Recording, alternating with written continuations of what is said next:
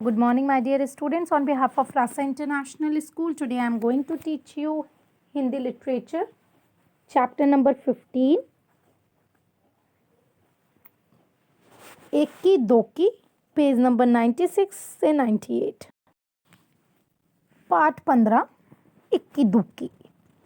दो बहनें थी. एक का नाम था एक कसवाली, दूसरी का नाम था दोन केसवाली. दोनों बहनें अपने अम्मा और बाबा के साथ एक छोटे से घर में रहती थी. इक्कीस वाली का एक ही बाल था, इसलिए सब उसे इक्की बुलाते थे क्योंकि उसका एक ही बाल था. दोन केस वाली तो बड़ी घमंडी थी, उसके दो बाल थे, इसलिए सब उसे दोक्की बुलाते थे. दो बहनें थी, एक का नाम था इक्कीस वाली, दूसरी का नाम था दोनकस वाली. इक्कीस वाली जो थी उसका एक ही बाल था, इसलिए सब उसे इक्की बुलाते थे. दोन केस वाली जो थी उसके दो बाल थे, इसलिए उसको सब दोक्की बुलाते थे. पाठ में देख सकते हैं कि इसमें एक लड़की खड़ी हुई है जिसका एक ही बाल है, तो ये है इक्की.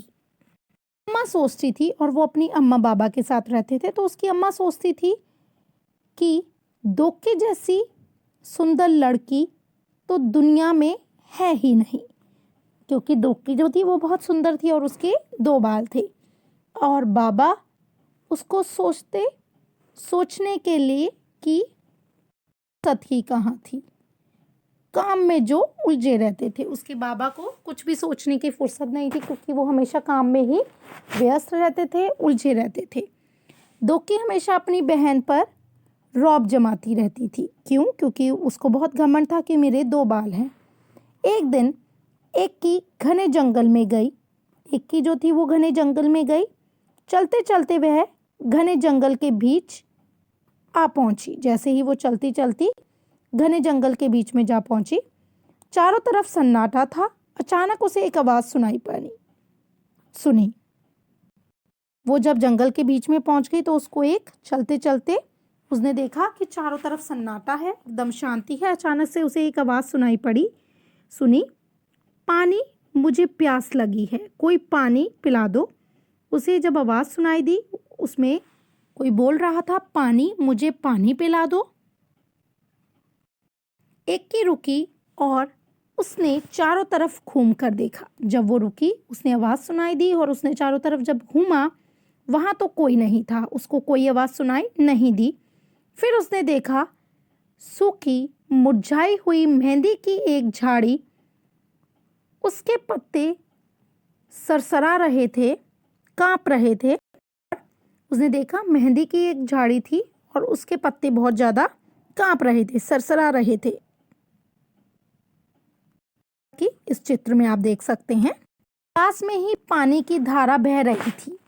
इक्की ने चुल्लू में पानी भरकर एक बार, दो बार, कई बार झाड़ी के ऊपर डाला.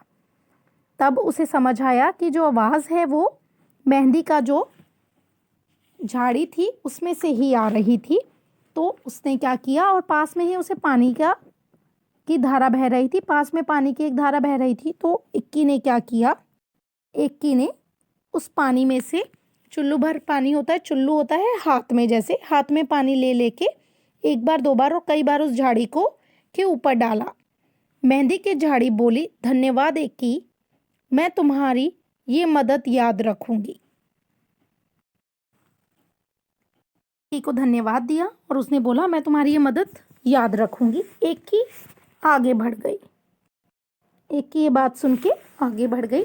फिर अचानक सन्नाटे में उसे एक और आवाज सुनाई दी, मुझे भूख लगी है, कोई मुझे खाना खिला दो.